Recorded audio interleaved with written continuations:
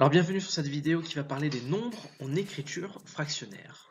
Donc vous pouvez prendre la feuille de cours que je vous ai donnée en classe, n'hésitez pas à mettre sur pause pour pouvoir noter ce que vous avez à noter et éventuellement aussi noter les questions qui vous passent à l'esprit. Surtout notez-les parce que comme ça vous n'allez pas les oublier et vous pourrez me les poser à la prochaine séance. Alors la petite définition du quotient qu'on peut donner, c'est on a un nombre petit a, un nombre petit b, donc ces lettres représentent n'importe quel nombre, des nombres positifs, négatifs, entiers ou à virgule. Par contre, seule contrainte, b doit être différent de 0. Alors pourquoi? Parce qu'en fait on va diviser par b. Et je vous rappelle qu'on ne sait pas diviser par 0. Vous pouvez essayer à la calculatrice, si vous faites 2 divisé par 0, vous allez voir, votre calculatrice va marquer error. Donc ça, en maths, on évite de le faire. Donc c'est pour ça qu'on dit que b doit être différent de 0. Vous pouvez même faire 1 milliard divisé par 0, ça ne marchera pas à la calculatrice. Donc on prend ces deux nombres, quelconques, sauf pour b qui doit être différent de 0, et on aura le quotient de a par b, c'est le nombre qui va nous donner le nombre petit a quand je le multiplie par petit b. Il se note a divisé par b, ce quotient, ou encore je peux le noter a sur b. Alors, cette phrase, je peux le traduire tout simplement par cette expression.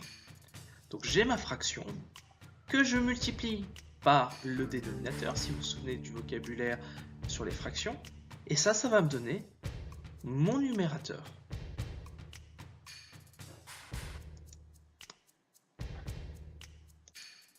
On va faire un exemple. Quelle fraction, quand je multiplie par 5, va me donner 4? Eh bien, si je me souviens de ma formule, voilà ce que ça va donner. 4 cinquièmes fois 5 est égal à 4. Effectivement, je retrouve mon numérateur en multipliant ma fraction par le dénominateur. Alors, si vous n'êtes peut-être pas convaincu par ma réponse, 4 cinquièmes multiplié par 5 qui est égal à 4, eh bien, si vous voulez bien, sur la droite du diaporama, je vais vous faire le petit calcul rapide. Donc, j'ai ma fraction que je multiplie par 5. Et là, qu'est-ce que je trouve? Je trouve le quotient 20 cinquièmes. Effectivement, 4 multiplié par 5, ça fait bien 20. Et 20 divisé par 5, c'est quoi? C'est tout simplement 4. Donc vous voyez qu'effectivement, hop, ma petite formule que j'ai eue dans ma définition fonctionne très bien.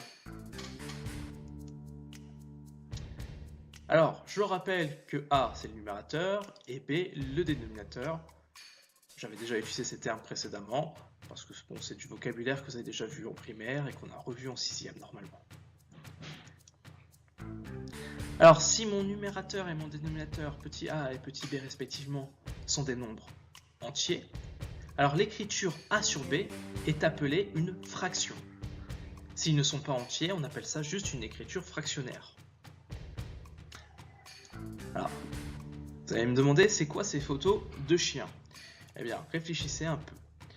On est d'accord qu'un caniche, à gauche c'est un caniche pour ceux qui n'ont pas reconnu, on est d'accord qu'un caniche c'est un chien.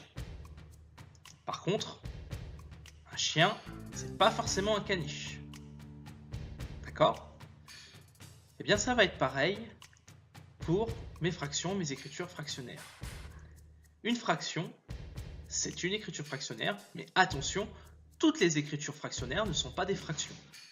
C'est-à-dire qu'à partir du moment où mon numérateur et ou mon dénominateur ont des virgules, eh bien, ce sont des écritures fractionnaires, mais ce n'est pas des fractions. Pour être une fraction, il faut que A et B, donc le nombre du haut et le nombre du bas, soient entiers.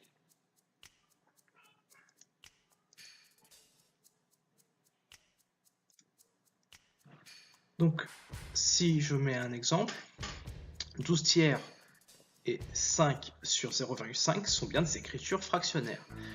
Le 12 tiers, c'est une fraction, parce que le 12 et le 3 sont bien des nombres entiers. Donc je suis bien dans le cas d'une fraction.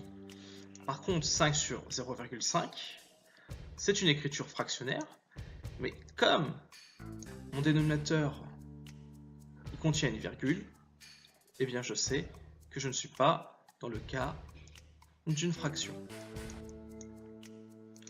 Donc voilà, c'est tout pour cette vidéo. J'ai essayé de la faire la plus courte possible. Bon, je me suis étalé un peu sur certains détails.